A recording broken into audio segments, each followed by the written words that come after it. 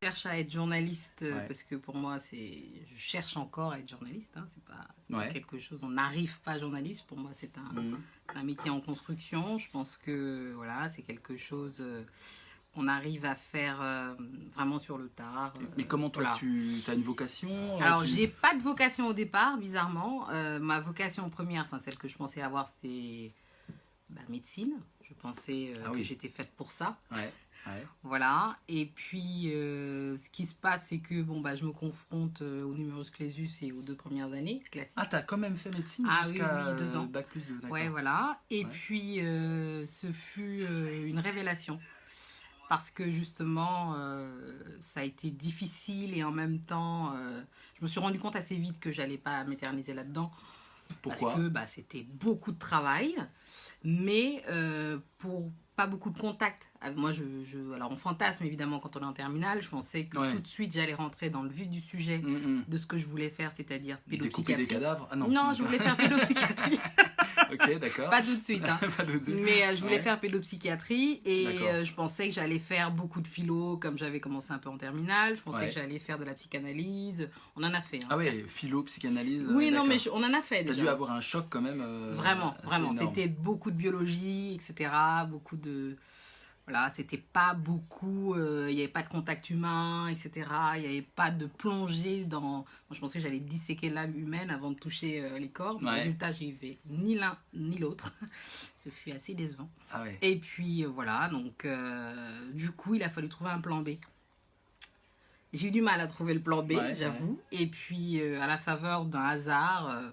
et des rencontres, je me suis retrouvée à faire du standard. T'as arrêté médecine J'ai arrêté sans savoir ce que t'allais faire après. Ah oui, complètement. Ah oui, d'accord, donc c'est un vrai saut dans le vide. Ah, je ne savais pas du tout, surtout que j'avais envie de faire ça depuis que j'avais 7 ans, donc pour moi, j'étais faite pour ça, en fait. Voilà, c'est quelque chose, c'est un peu les rêves de pompiers des enfants, voilà, j'étais vraiment là-dedans, donc je n'avais zéro plan B derrière, et puis en faisant, voilà, tout banalement, de l'intérim dans une chaîne de radio, c'était Europe 1 à l'époque. J'ai adoré ça en fait. Je me suis dit, ah oui, mais en fait, c'est ça que je veux faire. Et puis tout le monde m'a dit, non mais parler, c'est ton travail ça. Tu passes ton temps à parler. Tu parles tout le temps. Donc forcément, journaliste, si tu nous avais consulté, on t'aurait tous dit que tu t'es fait pour ça. D'accord. Et tu t'es pris au jeu très rapidement. Très rapidement. Après, il a fallu faire des études. Donc j'ai fait des études quand même de journalisme. Et puis, ça m'a plu. Et je me suis rendu compte que finalement, ce que j'aimais le plus et qui m'avait amené en médecine, c'était d'apprendre en fait. C'était véritablement d'aller au contact d'une information, de creuser, d'apprendre et de retransmettre. Voilà, tout simplement. Et puis, donc je me suis dit, dans ces cas-là, allons-y franco, apprenons des choses et essayons de le partager avec le plus grand nombre. Tout simplement. Très bien. Donc voilà ce que j'ai fait assez rapidement, on va Super. dire. Alors, on va vérifier qu'on est bien connecté. Je te propose de regarder sur Facebook, voir si, réactualiser ta page. Mes amis, bonjour à tous. Alors, je m'inquiète un peu parce que je ne vois pas notre discussion sur ma propre page. Donc, moi, je la vois. Tu la vois, donc voilà, c'est mon ordinateur qui débloque. Donc, bienvenue à tous, chers indisciplinés. On est avec Fatimata Wan, qui est journaliste, qui officie en ce moment à France 24 sur un secteur particulier. Je fais un peu de tout. Je fais principalement de la culture africaine. Voilà. France 24, c'est quoi comme chaîne? C'est pour ceux qui nous connaissent pas bien. J'espère que non, mais il y a de tout. Il y a des Tunisiens, des Marocains, mais on est premier au Maroc. On est premier au Maroc. Donc j'espère qu'au Maghreb, ils nous regardent bien. On a aussi une chaîne aussi bien en arabe, en français et en anglais. On diffuse sur les 3 langues. On est une chaîne internationale, d'actualité internationale. Donc on fait principalement de l'information internationale, voilà, qui concerne à peu près tous les pays. Et on fait, bon, pas trop à mon goût, hein. J'aimerais qu'on fasse plus de culture, mais on en fait quand même. Et voilà, on fait aussi de la culture africaine en particulier. Très bien. Voilà. Et alors récemment, avant même qu'on programme ce live, il faut quand même le dire, Fatimata, tu as reçu un prix, ça fait toujours plaisir. C'est quoi ce prix? Alors le prix Mondia Presse 2018, en fait, on va dire, il essaie d'encourager la nouvelle génération, je prends comme un compliment, évidemment. Il a été remis à l'UNESCO par une association qui justement fait une sorte de travail de veille du paysage médiatique français et francophone d'une manière générale, et qui essaye de mettre en avant ceux qui, dans les journalistes, africains ou pas d'ailleurs, on va dire, mettent le mieux en valeur la culture africaine. Voilà. Très bien, bravo. Donc oui, c'était une surprise ou c'était... C'est le moins qu'on puisse dire. Ah ouais, c'est vrai. Ah oui, c'était une totale surprise, d'autant que mon émission, voilà, elle est hebdomadaire, elle n'est pas non plus... je me disais que j'étais un peu toute seule, mais finalement, il y a des gens qui ont regardé, ça leur a plu. Ils ont aussi lu mes papiers. Ce que j'ai bravo écrit. À vous, dit Géraldina. Voilà. C'est ça, merci. Merci beaucoup. Ah oui, bravo, vous pouvez lui dire bravo, il n'y a pas de problème. Merci ça fait beaucoup. Plaisir. Et est-ce qu'il y a des documentaires ou des reportages que tu as faits qui ont justifié ce prix? Est-ce qu'ils ont... Oui, c'est global pour toute ton œuvre. Bon, on va pas exagérer. Hein, voilà, c'est pas le prix Albert Londres ni autre chose. C'est juste le prix Nobel. Mais...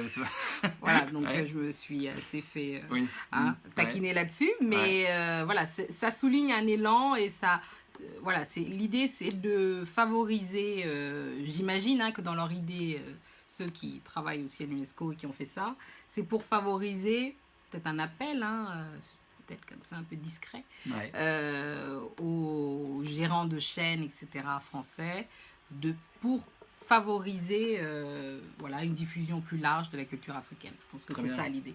Et moi, ça me va très bien, je ne vais pas m'en plaindre, parce que j'adore de toute façon ce que je fais. On va commencer ce live. Donc, la question qu'on a décidé d'aborder, c'est une question vraiment sensible, vraiment importante, qui est posée régulièrement dans les médias français, alors peut-être pas à France 24, mais régulièrement par vagues liées à des contestations sociales, par vagues liées à des livres qui sortent sur la question qui sont quand même assez rares. C'est existe-t-il une question noire en France? Question noire renvoie peut-être à ce que Sartre ou Marx parlaient de la question juive. Question noire, c'est très large et c'est pas en un live qu'on va régler la question. On va se voir plusieurs fois, toi-même tu vas faire plein de choses et vous-même vous êtes invité à participer, vous le savez bien, à partager la vidéo. Actuellement là, tout le monde doit partager sur ses pages, sur son journal, sur ses groupes. N'hésitez pas, sur Twitter bien sûr, partagez cette vidéo, qu'on puisse être beaucoup pour le live et qu'on puisse dialoguer ensemble, c'est-à-dire à 3 voix, toi, moi et les internautes qui sont là, qui nous rejoignent. Sandra qui nous dit super, j'adore le tieb et le mafé lol. Voilà. Voilà, alors mafé c'est pas sénégalais. Oh si, il y en a aussi au Sénégal, absolument. Sandra a raison, il y en a aussi au Sénégalais, il y en a aussi au Mali, évidemment. Le tieb, c'est très sénégalais. Voilà, qui a un mot générique qui veut dire rire, en fait. Mais t'as vu, c'est significatif. Et Sandra, on sait que t'es bienveillante, il n'y a aucun problème. Mais c'est quand même significatif d'un truc, c'est-à-dire qu'on aborde un truc sérieux, existe-t-il une question noire? Et on te renvoie tout de suite bouffe africaine, qui est très sympathique, Sandra, on t'accuse pas. Mais... est-ce que ça, non, toi, ça va? Non, moi ça va. Moi ça me va parce que d'abord c'est juste, je trouve. Voilà, c'est effectivement, je suis sénégalaise, il n'y a pas d'ambiguïté là-dedans. Et j'aimerais d'ailleurs commencer peu le live là-dessus en expliquant d'où on parle. Et je pense que c'est important de préciser d'où on parle. Moi, il se trouve que je suis une Sénégalaise, je suis née au Sénégal. Voilà, j'ai grandi là-bas, j'ai fait toute ma vie là-bas et je suis venue après le bac pour faire des études ici à Paris. Donc, j'estime finalement que je ne suis pas dans le même cadre que ceux qui ont été, et vous allez comprendre au fil de la discussion, j'espère, ceux qui ont fait l'expérience de la minorité, c'est-à-dire ceux qui sont nés ici, par exemple, qui sont des Africains, qui sont nés ici et qui ont dû vivre l'expérience au quotidien de la minorité. Moi, c'est pas mon cas. J'ai vécu dans une majorité, donc forcément, j'ai vécu en tant que, Alpulaar, tout couleur pour ceux qui connaissent, dans un pays où il y avait un multiculturalisme très assumé, etc., où la couleur n'était pas un sujet. Voilà. La couleur en soi n'était pas un sujet, n'était pas un problème. Donc, j'ai vécu comme ça. Donc, je pense que c'est important de préciser le point de départ de la discussion, afin qu'il n'y ait pas de malentendu, que les gens ne se disent pas, mais alors est-ce qu'elle... Bon, alors il y aura toujours un procès en légitimité, évidemment. Est-ce qu'elle est légitime pour en parler? J'en aurais plus que toi, je pense. J'imagine. Mais la question là, l'idée, c'est simplement d'essayer de prendre un peu de distance, et peut-être que, justement, moi, je peux me permettre des choses que certains ne pourraient pas se permettre, ou à contrario, je ne pourrais pas me permettre de rentrer dans certains débats, parce que justement, je dirais, ben oui, j'ai pas fait l'expérience de la frustration.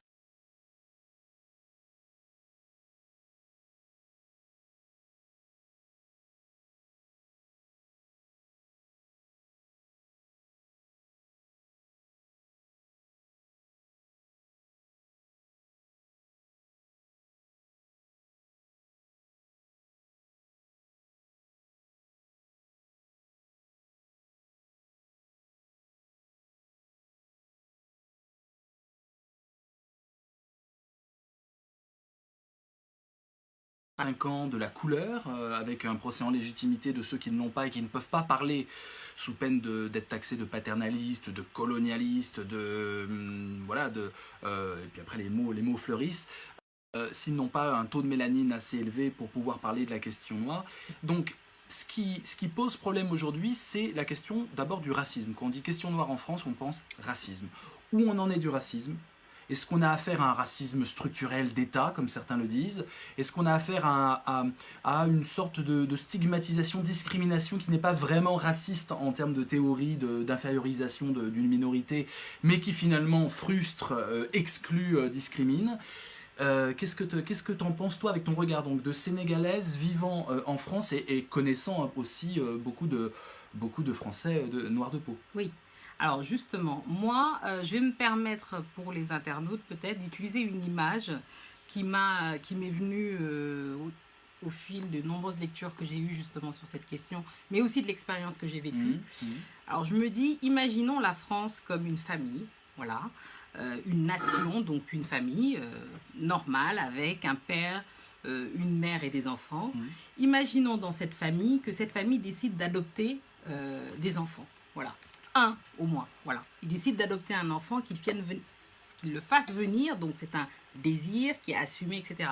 Cet enfant existe, il est réel, il appartient à cette famille, il a les papiers, il porte le nom de la famille, il est dedans absolument légitime, il est attendu et désiré.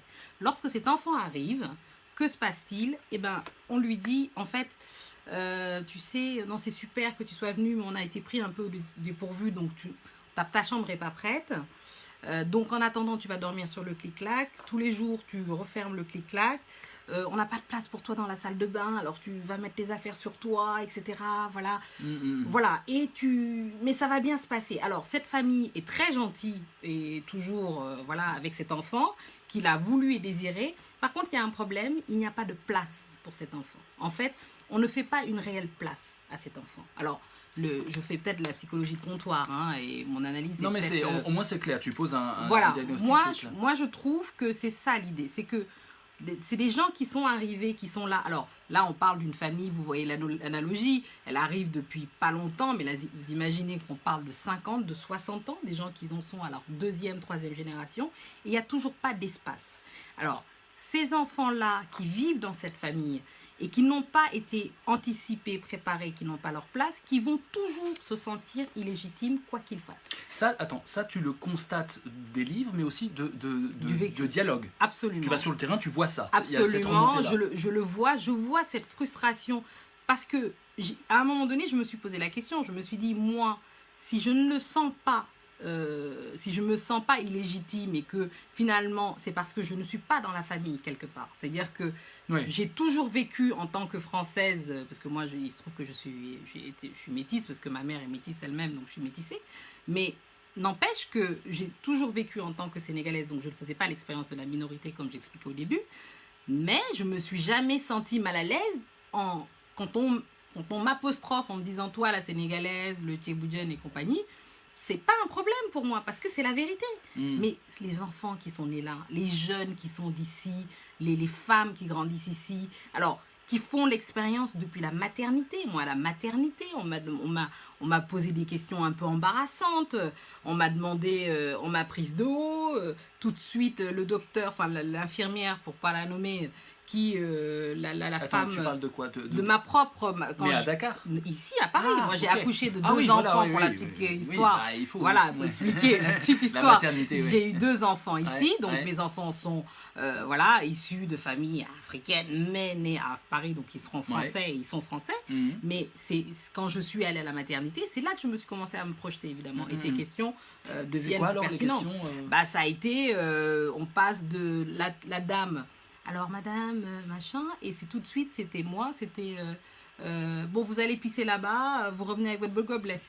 Je disais, mais ce changement de ton, ce petit changement de ton, toujours un peu pernicieux, perfide, qu'on perçoit, évidemment, quand on réfléchit un peu. On voit le changement de comportement, on perçoit madame, vous travaillez, vous, mutuelle? On m'a dit ça à la PMI. Comme ça, avec cette grammaire oui, absolument. bagnonnière. Et il a fallu que je dise... Vous travaillez. Oui. Oh là là. Vous mutuel. C'est ça. Il a fallu que je dise à la dame, mais mettez des verbes parce que sinon je ne comprends pas. Et donc là, elle est devenue toute rouge parce qu'évidemment, elle a pris un pli, en fait. Elle t'explique qu'elle a pris un pli. Voilà. Ça, ouais. Parce qu'elle était habituée à rencontrer une population qui ne maîtrise pas très bien le français. C'est d'ailleurs à l'adresse de ceux qui essayent d'aider les gens à s'améliorer en français. Le français petit nègre ne va pas les faire s'améliorer. Ouais, donc je dis ça, c'est un petit aparté. Voilà. Pas les mêmes bases grammatiques. Parlez normalement, vous verrez. De toute façon, s'ils ne comprennent pas, ils ne comprendront pas plus.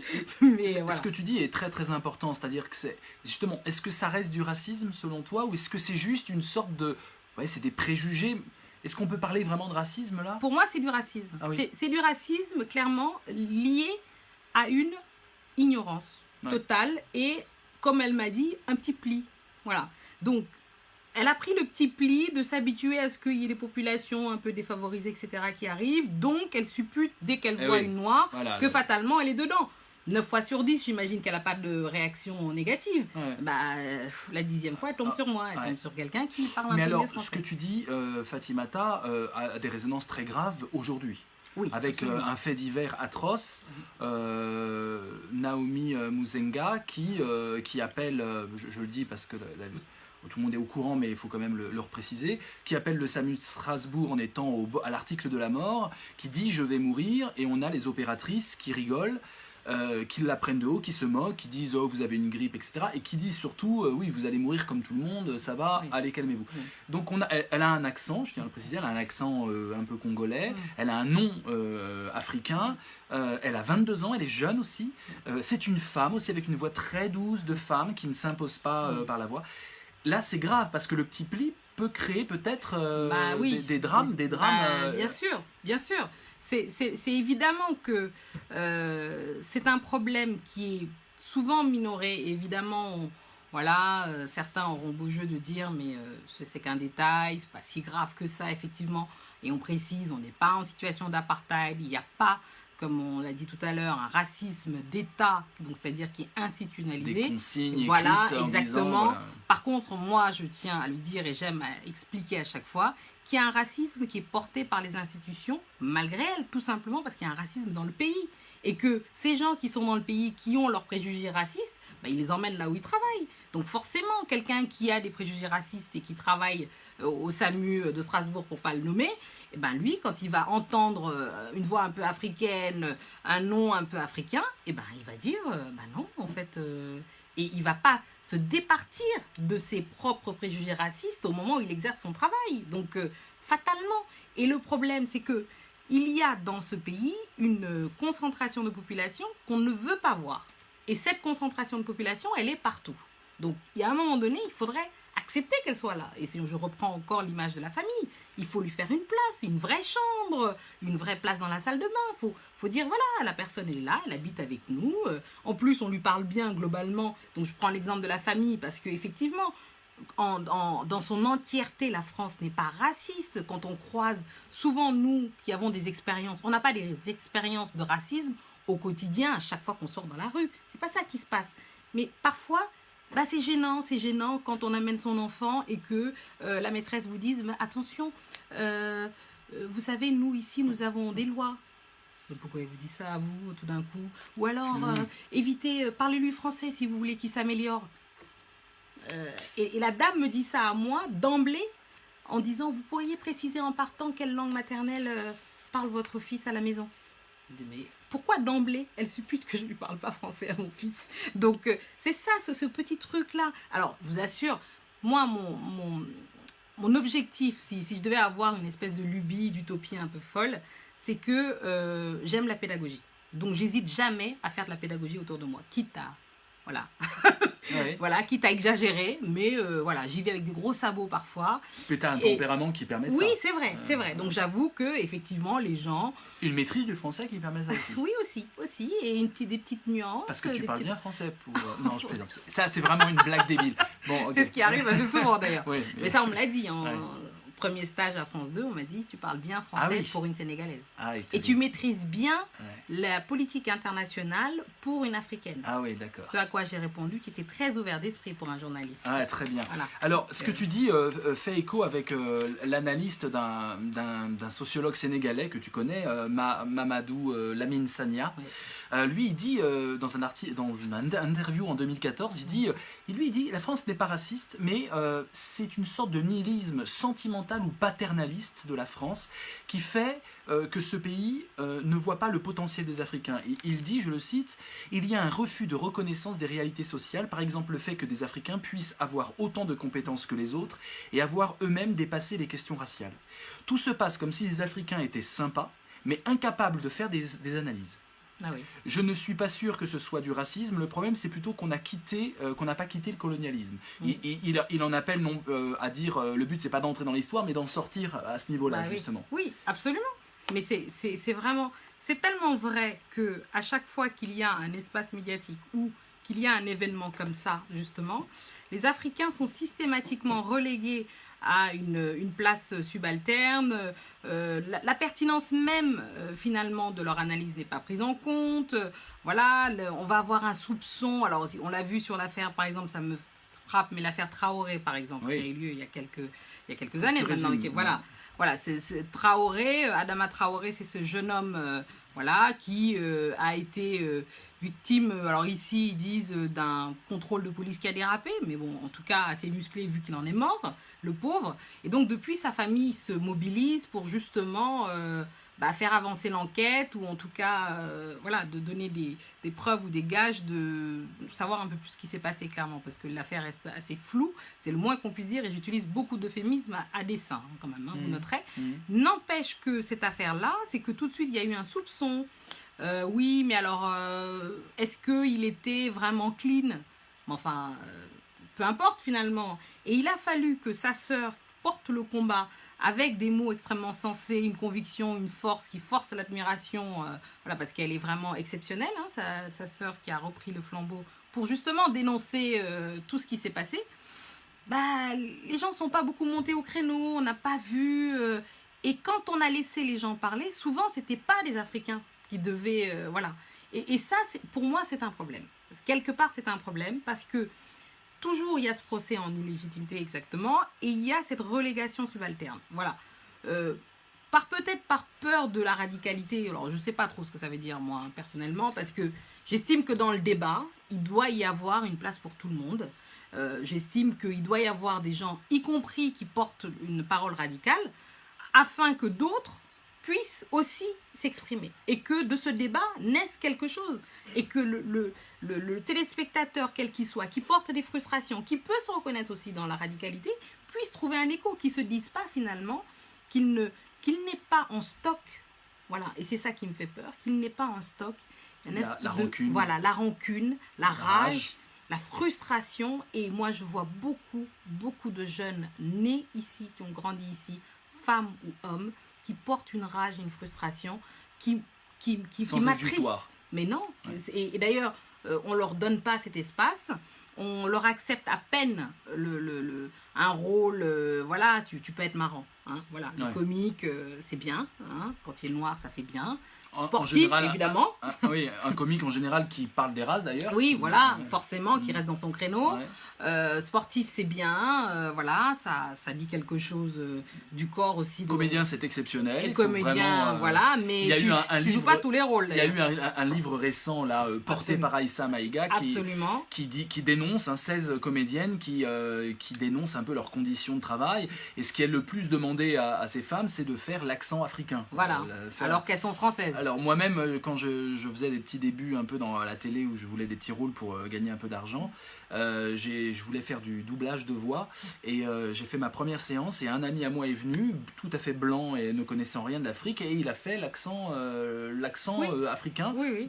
C'est-à-dire, ça veut rien dire. Ça veut rien dire. Et ça m'a beaucoup choqué. J'ai même mis fin au truc à cause de ça, parce que c'était vraiment absolument atroce. Et c'est monnaie courante. On le voit bien dans n'importe quel film. C'est pareil pour l'accent arabe d'ailleurs. Oui, bien sûr. C'est des caricatures et c'est d'une violence terrible, parce que là, ça montre aussi une discrimination des artistes qui peuvent qui pourraient avoir un revenu substantiel, etc.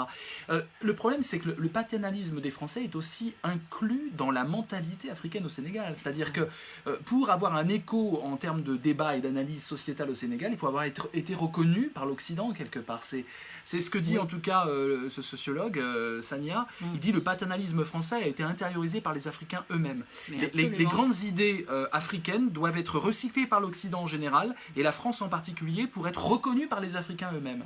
Oui, malheureusement, c'est le cas, mais c'est justement cette entreprise de démolition. Alors, faut bien situer les choses dans leur contexte. Il y a d'abord eu de l'esclavage, puis de la colonisation, ensuite de la décolonisation. Achille Mbembe le dit beaucoup mieux que moi. La post-colonie... critique de la raison nègre. Oui, et de la post-colonie, justement, qui explique que finalement, l'ère dans laquelle nous sommes aujourd'hui n'est pas meilleure finalement, parce qu'il faut décoloniser les esprits, comme disait Ngugi Tshongo. Tshongo, il dit, voilà, on n'a pas décolonisé les esprits jusqu'à aujourd'hui. Et que cette mainmise finalement sur les esprits africains, il se perdure. Il perdure évidemment. Et malheureusement, il y en a qui ont des entreprises, évidemment, pour se défaire un peu de ça. On voit qu'aujourd'hui, voilà, un Felwine Sarr, par exemple, est prof à l'université de Gaston Berger à Saint-Louis, qu'il reste sur le continent. Il y a toute une nouvelle génération, Nongosila, par exemple, aussi un économiste qui est aussi sur le continent. Donc, il y a quand même un retour et une réappropriation du savoir. Alors, ils ont beau avoir fait leurs études, évidemment. Achille Mbembe, d'ailleurs, lui-même est à Johannesburg, c'est un Camerounais, mais il travaille et il vit à Johannesburg à l'année. Donc, forcément, il y a une réappropriation de ce savoir et une réintégration de l'identité africaine. Je t'interromps un peu, Fatimata. On s'interrompt pour laisser les commentaires, parce que merci, là vous commentez beaucoup. Est-ce que vous partagez? Je ne sais pas, mais en tout cas vous commentez. N'hésitez pas à partager ce live partout, il doit faire le tour du monde maintenant. Envoyez-le à vos amis en message privé, dans les groupes, les pages, etc. Faites-le circuler. On est là encore, ça passe très très vite, voilà, on a encore 45 minutes ensemble. Alors, il y a des commentaires de partout, on va en prendre quelques-uns. Louis qui dit l'être humain n'est pas une race, on fait partie de la même espèce. Sandra qui dit moi j'ai 2 origines, pas de souci, donnez-moi un rôle, je fais l'accent. Cathy, c'est très intéressant Cathy, suffit-il de dire je ne suis pas raciste pour ne pas l'être? Une remise en question est très certainement nécessaire. Je lis, mais note-la bien. Oui, absolument. Je lis encore d'autres remarques. Il y a, dit Axel, un passif colonial. Au jardin d'acclimatation, on exposait les indigènes des colonies, les expositions des années 30. Le siècle dernier, le XXe siècle, dans les stands mitoyens à ceux des fauves et des girafes. Sandra, ah oui, c'est vrai Cathy, il y a beaucoup se disent pas racistes, mais au final, quand on écoute leurs discours, ils sont souvent très fachos et fâchés.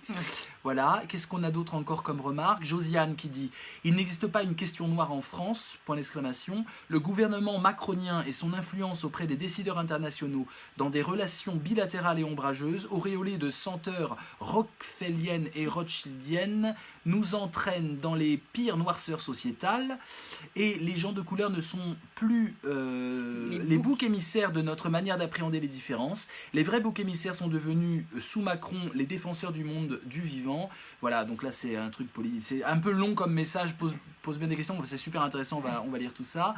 Mamie qui dit, c'est vrai, ce genre de propos peut être du quotidien, les propos comme ça, racistes et inconscients, surtout quand on fait bien son travail. Je n'aime pas les noirs, toi je t'aime bien. Voilà, la phrase classique. Tu t'exprimes bien et tu es cultivé, pas comme les autres Africains, etc. Absolument. Alors, pour avancer un peu, moi j'aimerais qu'on aille justement à une vision un peu de la lutte. Comment lutter?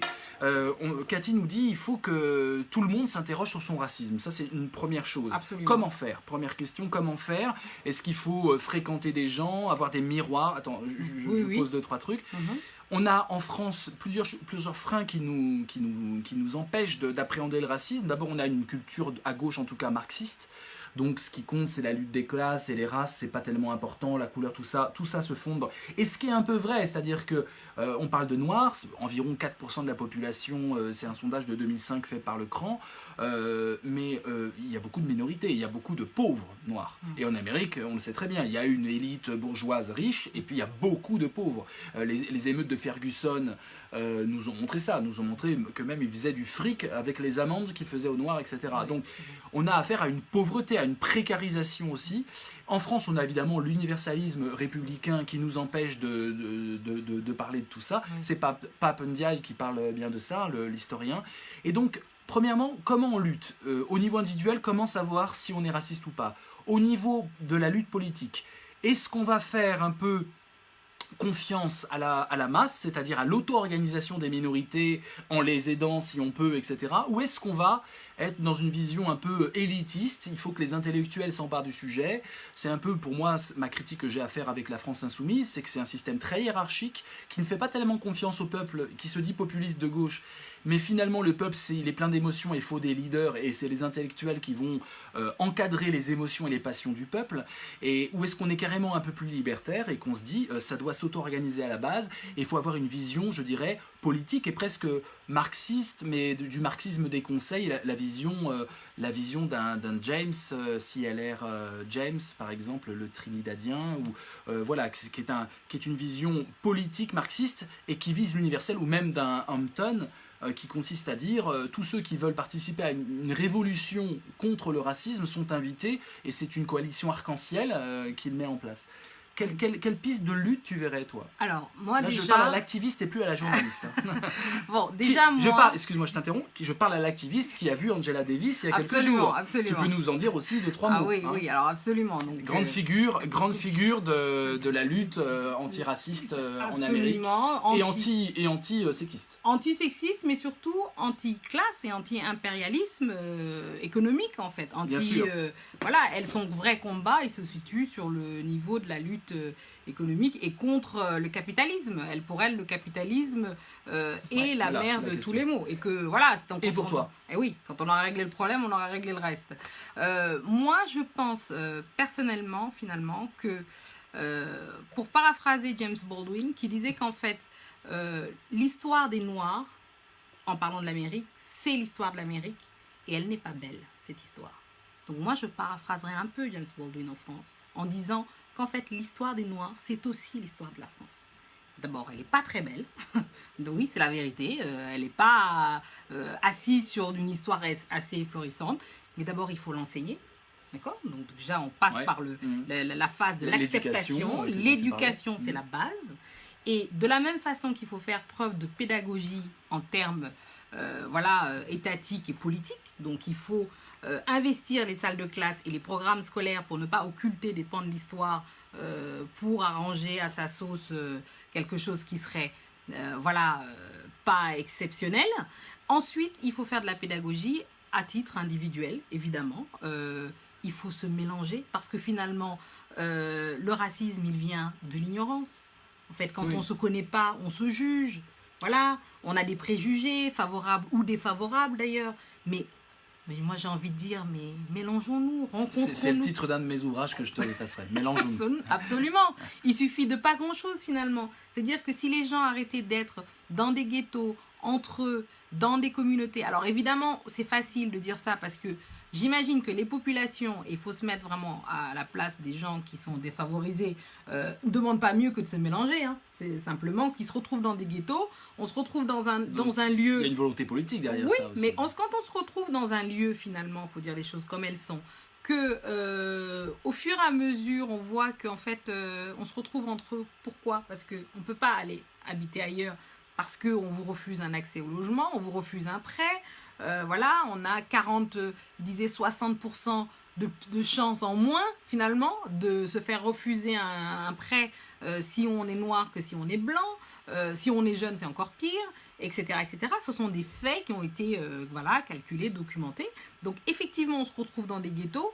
Et ça ne favorise pas le brassage. Et pourtant, malgré tout ce qu'on peut dire, hein, la France, par rapport à d'autres pays, c'est quand même un des pays les plus mélangés, où il y a le plus de métissage. Donc les gens, quand même, réussissent à se mélanger. Donc il faut du brassage, il faut une volonté politique réelle pour que l'histoire soit enseignée et que ce soit plus un tabou. Et ça, c'est très important, qu'il n'y ait pas de tabou, qu'on puisse parler de tout. Et que les gens puissent, effectivement, porter ce message et qu'il y ait des espaces aussi dédiés pour que les gens puissent se parler, qu'il y ait des débats, qu'il y ait une représentativité, que les gens ne se disent pas en allumant la télé, mais alors dans cette télé, en fait, dans ce pays, il n'y a personne qui nous ressemble. Il n'y a personne, il n'y a pas beaucoup de femmes, il n'y a pas beaucoup de noirs, il n'y a pas beaucoup d'arabes. Et en plus, quand on les voit, ils sont stigmatisés. Ils sont dans des caricatures. Ils sont dans les la femme de caricatures. ménage, la prostituée. Voilà, alors que ce soit dans la fiction ou dans les informations. Moi, je suis bien placée pour en parler, effectivement. Ça sert à rien de nous faire des quotas en disant, voilà, on va obliger un tel ou un tel à mettre... ça s'est fait un peu dans les news, dans les informations, qui est un peu ridicule, mais voilà, on va faire passer quelqu'un... on va chercher dans la rue quelqu'un qui va intervenir, on va prendre un noir, mais alors du coup on prend un noir qui parle pas bien français, du coup on donne l'idée que effectivement tous les noirs aux acédiques sont noirs, alors que c'est pas le cas, les chiffres montrent l'inverse. Donc on crée des fausses images qu'on véhicule et qu'on diffuse assez largement dans la population, et ça je trouve que c'est grave. Donc en fait individuellement il y a évidemment un rôle, chacun doit faire sa partie, se mélanger, aller vers l'autre et ne pas juger sans comprendre, évidemment. Il doit y avoir une volonté politique, sans quoi tout ça, ça ne sert à rien, évidemment, parce qu'il faut des volontés politiques. Tu en penses quoi de la volonté politique actuelle? On a eu quand même des émeutes en 2005, on a des cas, tu as parlé d'Adama Traoré, là maintenant on a Justice pour Naomi qui est un hashtag qui fleurit sur Internet avec beaucoup d'indignation de toute la population. Absolument. Blanc, noir, tout le monde est outré par cette affaire. Il y a eu de Pape Ndiaye, je citais La Condition Noire, essai sur une minorité française qui est sorti Kalman Levy en 2008. C'est une question où il dit dans ce livre, le noir ce n'est pas une culture, c'est une expérience, hein, c'est une expérience sociale. On est noir dans le regard de l'autre, comme disait Sartre du juif. Oui. Et donc, au niveau individuel, qu'est-ce qu'on peut faire? Alors tu dis se mélanger, ça veut dire quoi? Aller au-devant, aller voir des noirs et dire salut chez votre ami, non, c'est quoi? Comment on fait pour savoir si on est raciste et se débarrasser ne pas faire des choses bizarres, hein, je vous déconseille. Malaisante, ils disent les jeunes maintenant, c'est malaisant. C'est ça. Donc évitez de faire des choses comme ça. Mais, et on touche pas les cheveux. Oui, non, on touche pas les cheveux. Alors là, concrètement, première question, est-ce que tu sens une volonté politique de changer les choses? Il y a eu pas mal d'institutions qui se sont créées. Est-ce que tu penses que le débat, là on a l'impression qu'il est pris en otage, le débat, par des minorités noires hyper médiatisées au détriment de tout ce qu'il y a? Ou est-ce que tu sens que ça bouge? Politiquement, comment tu vois les choses, toi? Alors moi, politiquement, je trouve qu'on est... on est dans des effets d'annonce, voilà. Il y en a une qui dit Macron. Est-ce que toi, Macron, je suis pas convaincue, parce que de toute façon, moi je pense que, alors sans m'en prendre à Macron directement, parce que bon, d'abord il vient d'arriver, ça fait qu'1 an, donc on va laisser le temps qu'il s'installe. Moi j'ai pas vu encore de loi, et Hollande, etc. Il y a eu Taubira, il y a eu... Je pense que, sérieusement, je pense déjà, d'une part, il y a des lois qui existent qu'il faudrait appliquer. Déjà, pour commencer, il n'y a pas besoin forcément d'inventer de nouvelles lois, il faut appliquer les lois qui existent, c'est-à-dire qu'il y a des lois qui luttent contre la discrimination, mais aujourd'hui, c'est tellement, c'est tellement farfelu ce qu'on risque quand on est pris en flagrant délit de discrimination à l'embauche pour les habitations, quand on cherche dans les agences immobilières qui avaient écrit pas de noir sur leurs feuilles, et qui finalement, quand on les attrape sur le fait, il y a des employés, encore une fois, là on parlait de ça, mais c'est des employés qui, eux, n'étaient pas racistes, avaient vu ces papiers qui étaient émanés de la direction, qui étaient allés balancer, en fait. Ils étaient allés donner en disant c'est scandaleux, on nous oblige à faire ça, etc. Mais il n'est rien arrivé, hein. Il y a eu des procès qui n'ont rien donné, ça traîne en longueur, alors on nous dira c'est la justice du pays, etc. C'est lent, la justice française est impénétrable, enfin bon, bref. Ceci dit, ça prouve quelque chose, c'est-à-dire que quand il y a une volonté politique, quand on veut dire, attendez, le message aujourd'hui c'est que tolérance zéro. Voilà, c'est simple, tolérance zéro. Si vous êtes pris sur le fait de faire un délit, de commettre un délit de racisme envers quelqu'un, quelle que soit cette personne, vous devez en payer le prix et les conséquences au tribunal, et qu'il y ait une vraie volonté politique de faire appliquer cela. Parce qu'effectivement, le procureur de la République dépend de l'État. L'État, c'est aussi les citoyens. Si les citoyens collectivement sont indignés, si l'affaire Naomi indigne la population, il faut que la ministre de la Santé, Agnès Buzyn, a annoncé qu'il y allait avoir une enquête. La pauvre dame, je dis pauvre dame parce que bon, voilà, elle est mise à pied. Mais à mon avis, elle ne doit pas être seule. Elle ne doit pas être seule dans ce cas-là. Donc c'est le moment de se poser la question. C'est le moment de faire une vraie enquête. Tu penses qu'un hashtag comme Balance ton port ou MeToo serait approprié pour dénoncer un peu les expériences quotidiennes et les injustices liées à la couleur de peau je pense, ça peut... Une parole qui puisse exister vraiment. Ça pourrait être... Moi, je me méfie des... Parce que cette situation est trop grave et trop ancrée, de la même façon que MeToo est aussi une situation grave et ancrée, parce qu'effectivement, l'expérience que vivent les femmes est juste ahurissante, mais depuis très longtemps, et toutes les femmes collectivement, voilà, là on en parle. Si on devait faire ça, à mon avis, on exploserait Internet, hein, moi je vous le dis clairement, parce que des expériences de racisme, tout le monde en vit tout le temps, à tous les niveaux, et encore, moi je sais très bien qu'en tant que femme, je suis encore bien lotie, j'allais dire. L'expérience des hommes noirs, d'ailleurs, Léonore Amiano en a fait un très beau livre justement sur les hommes noirs. Le corps de l'homme noir est investi d'une espèce de fantasme incroyable. Et voilà, les expériences qu'ils ont vis-à-vis de la police, les vexations, le contrôle de papier qui est hallucinant, c'est hallucinant. C'est hallucinant. Donc, moi je dis tout ça, ça doit nous donner, nous, l'envie en tant que citoyens de prendre les choses à bras-le-corps, de se dire, eh ben, si moi-même je me surprends à avoir une idée ou un préjugé, etc., comment je peux faire pour m'en sortir? Eh ben déjà, je me pose la question. Je me dis, mais moi j'ai déjà reçu des questions du style, ah oui, mais tu viens de là, mais tu aurais pas... Et la personne se reprendre, me dire, ouais, enfin, je suis désolée, c'était un peu con, effectivement, j'aurais pas dû te dire ça, je me rends compte maintenant. Mais les gens, ils sont grands en fait. On pourrait lancer très vite, ils pourraient se rendre compte. Donc on lance le hashtag racisme ordinaire et on voit toutes les... On voit, il y a une visibilité générale. Ah bah ça, oui, on pourrait le faire, on pourrait le voir, mais la question c'est quid de tout ça? Alors il y a Mamie, elle propose hashtag moi homme noir. Ah oui, c'est sûr que les hommes noirs... mais les femmes aussi. Les femmes aussi. Les femmes aussi, elles ont... Et puis si on veut... moi, ce qui serait intéressant, c'est qu'on voit aussi ce que les Arabes endurent, ce que les Roms endurent. Absolument. Voilà, donc, et les Asiatiques qui sont complètement oubliés, et les Juifs, évidemment. Oui, absolument. Donc là, racisme ordinaire, ça peut être... Qu'est-ce que tu en penses de ce hashtag? Allons-y. Bon, allons-y, c'est bon. Racisme ordinaire.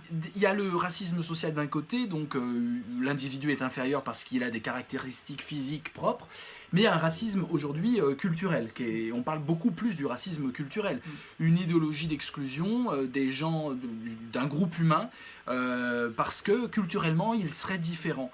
Par exemple, on voit ça avec des choses anti-musulmanes. Moi, j'aime pas le mot d'islamophobie, mais c'est anti-musulman. Donc, on a cette logique, et puis on a aussi des embrouilleurs d'esprit. On a des embrouilleurs d'esprit qui attisent le racisme sans se dire raciste. Et on en a un, par exemple, c'est Dieudonné. Le cas Dieudonné, c'est quand même un cas extrêmement compliqué, me semble-t-il, parce qu'il monte dans une sorte de surenchère des mémoires, alors que Juifs et Noirs se sont épaulés de Martin Luther King, en passant par beaucoup d'expériences et des minorités qui ont pu se croiser et s'épauler. Et il fait une sorte de marché à la victimisation, une sorte de discours de concurrence des souffrances qui peut séduire les Africains ou les Antillais. Il ratisse aussi à l'extrême droite, bien sûr, classiquement. Il ratisse à l'extrême gauche avec cette idée que sionisme et anticapitalisme vont ensemble et que le capital, ce sont les Juifs, c'est ce fantasme. Il séduit aussi des jeunes maghrébins qui sont très sensibles à l'idéologie importé du conflit du Proche-Orient, et de dire finalement... Voilà. Donc le cas Dieudonné, c'est vraiment quelque chose d'extrêmement compliqué. Il fait applaudir Forisson, on connaît le cas. Donc il y a aussi il n'est pas le seul, mais il synthétise l'idée de on veut que la jeunesse soit raciste. Il y en a qui ont intérêt, je ne parle même pas de certains groupuscules politiques d'extrême droite, il y a quand même des gens qui ont intérêt à maintenir cet état de racisme. Mais je vais aller plus loin, dans une perspective plus libertaire. J'ai même l'impression qu'un multiculturalisme essaye de naître en France avec des leaders de communautés, et on peut négocier la paix sociale avec des leaders de communautés, et que finalement ça arrange le capitalisme. Au bout du compte, le capitalisme divisé pour mieux régner, ça lui va bien quand même. Est-ce qu'il ne faudrait pas un projet politique démocratique derrière cette lutte contre le racisme? Oui, alors ce qui est sûr et certain, c'est que pour le cas Dieudonné en particulier, je pense qu'il y a eu des hystéries. Voilà. Il y a des hystéries qui ont poussé, à tort ou à raison, alors là, moi, je ne juge pas l'homme Dieudonné, mais je juge finalement le phénomène médiatique. Ce qu'on en a fait. C'est-à-dire que voilà quelqu'un qui était un artiste. Alors, Dieudonné n'a pas... il a évolué dans un sens qu'on connaît et que tout le monde regrette. Ceci dit, voilà un artiste qui était invité à tous les banquets, qui avait sa petite place à la télé, qui était souvent invité un peu partout, qui était un comédien avec beaucoup de succès, et qui, tout d'un coup, à la faveur de son dérapage qu'il a eu lieu à la télé, etc., que d'aucuns jugeront, bon, pas drôle, excessif, etc., mais enfin, il y en a qui ont fait pire ou d'autres, enfin, peu importe, moi je ne juge pas ça véritablement. Par contre, après, il y a eu un acharnement. Et alors, au départ, c'est ça la réalité. Il faut replacer les choses dans son contexte. Voilà quelqu'un qu'on a poussé littéralement dans un corner, voilà, et qui a dû à ce moment-là, alors, il fait ses choix à lui et c'est à lui de les assumer aujourd'hui. Mais voilà qu'on a poussé ce type-là dans un corner et à qui, justement, n'ayant finalement plus d'espace médiatique pour s'exprimer, a trouvé que finalement il avait beau jeu de pouvoir, que ça marchait assez bien finalement, comme tu dis, voilà, il s'est découvert un nouveau public, plus restreint mais en tout cas plus fidèle peut-être, que le public plus large d'avant, voilà. Et donc, moi je dis, attention à ne pas fabriquer des radicaux. Et c'est ça qui me turlupine, moi, dans cet emballement médiatique qui est récurrent. Ça veut dire qu'on prend ce que tu appelles des leaders de communauté, etc. Ce ne sont pas des gens qui représentent véritablement telle ou telle communauté. Il n'y a pas des gens, des Noirs, des Africains ou des Antillais qui se baladent dans la rue avec des pancartes. Moi, je soutiens un tel, je soutiens un autre. Non. Par contre, c'est des gens qui portent une parole qui est différente. Moi, je m'interroge véritablement sur la façon qu'on a eu de catégoriser l'espace médiatique en France. Qui est légitime pour parler de quoi, en quel nom? Pourquoi est-ce que les paroles radicales, alors je ne parle pas de paroles, d'appels de violence, etc. Je parle juste d'un discours qui est différent, pas convenu, pas attendu, que oui, le racisme, c'est moche, c'est laid, effectivement, qu'il y a des cas de racisme dans ce pays, que ce soit des gens... Alors évidemment, on va me dire oui, mais... Alors, si on doit tout dire avec le sourire, y compris les choses les plus horribles qui nous arrivent, oui, d'accord, on aura beau jeu de dire, voilà, vous pouvez dire les mêmes choses, utiliser des bons mots pour le dire. Non, moi je trouve qu'il doit y avoir un espace médiatique qui soit diversifié, qui englobe l'ampleur et la diversité aussi de la population. C'est-à-dire qu'il y a des gens qui sont en colère dans ce pays. Il y a des gens qui sont frustrés. Il y a des gamins qui n'ont pas de perspective, qui ne se sentent pas du tout appartenir à ce pays. Et ces gamins-là, justement, ils ont besoin d'espace qui puissent faire entendre leur voix. C'est-à-dire qu'il n'y a pas pire souffrance que la souffrance qu'on vous dénie finalement. Parce qu'on leur dénie cette souffrance. On leur dit, ça n'existe pas. On leur dit, voilà, tout ça c'est un faux problème. C'est pas un vrai problème. C'est peut-être même dans ta tête. Peut-être même que tu exagères, peut-être que tu te victimises pour te donner un beau rôle, peut-être que tu te victimises pour te faire l'intéressant. Et puis, il y en a qui disent, mais alors ton copain il y arrive, pourquoi pas toi? Oui, bah alors c'est la même chose qu'on a fait aux ouvriers, effectivement, à un moment donné. Oui, bah, l'ascenseur républicain, il est là, tu travailles, tu vas y arriver, l'intégration par l'école, etc. C'est pareil pour tout le monde. Non, c'est pas pareil pour tout le monde. Parce qu'à un moment donné, on va dire aux jeunes, arrivé en 3e, non, mais tu vas faire un BTS électrotechnique parce que voilà, c'est bien pour toi. Hein, le petit, c'est bien pour toi. Hein, la petite demoiselle, CAP de coiffure. Tu aimes ça la coiffure, non? Bah non, elle voulait faire sciences politiques. Ah oui, mais non, mais Sciences Po... Et ce que tu dis, c'est fondamental, c'est la France. C'est-à-dire qu'en France, l'éducation nationale produit au corps défendant des professeurs et parfois contre leur volonté, des discriminations. On se retrouve avec des classes où il n'y a que des Noirs et des Arabes. Absolument. Dans certaines banlieues, voilà, et ça va avec l'urbanisme, où un certain urbanisme et une politique urbaine provoquent des quartiers avec une mixité très faible. Est-ce que on en appelle à la mixité depuis environ 20 ans, on sait que c'est ce qui pourra pacifier les esprits, c'est ce qui pourra d'ailleurs créer une émulation démocratique. Voilà. Est-ce qu'il ne faut pas la provoquer, la mixité, par exemple avec des mouvements artistiques, par exemple avec des mouvements révolutionnaires? Est-ce qu'on n'est pas en manque d'une idéologie un peu révolutionnaire? Je pense par exemple à la Renaissance de Harlem.